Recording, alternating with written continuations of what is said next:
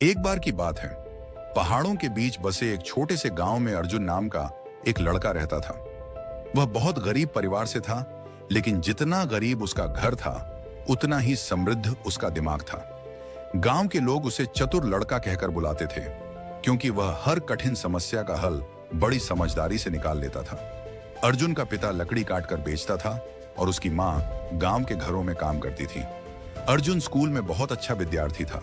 उसकी आंखों में हमेशा कुछ नया करने का सपना चमकता रहता था, लेकिन गरीबी के कारण कई बार उसे पढ़ाई छोड़ने की नौबत आ जाती थी। एक दिन गांव के राजा ने ऐलान किया कि जो व्यक्ति उसके लिए एक कठिन पहेली का हल बताएगा, उसे 100 स्वर्ण मुद्राएं और राजकुमार का शिक्षक बनने का अवसर मिलेगा।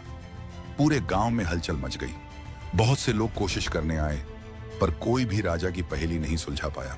पहेली थी, ऐसी कौन सी चीज है जो जितना ज्यादा बांटो उतनी बढ़ती जाती है।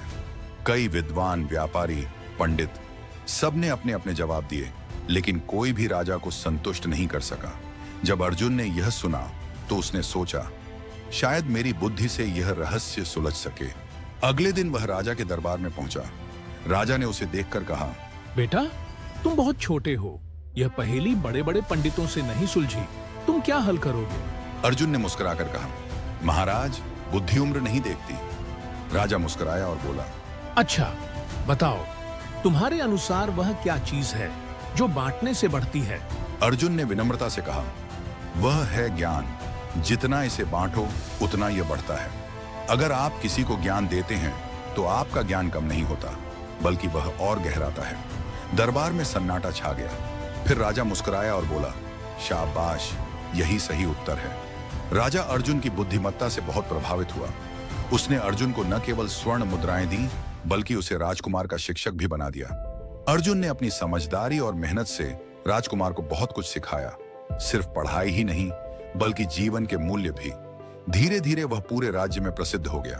लेकिन अर्जुन की असली परीक्षा तो तब हुई जब एक दिन पड़ोसी राज्य के राजा ने युद्ध की चुनौती दी। उस राजा की सेना बहुत बड़ी थी और वह हथियारों से बहुत ताकतवर था। हमारे राजा के मंत्री चिंतित हो गए। अर्जुन ने कहा, महाराज, अगर आप अनुमति दें तो मैं एक योजना बना सकता हूं, जिससे बिना युद्ध के जीत हमारी हो सकती है।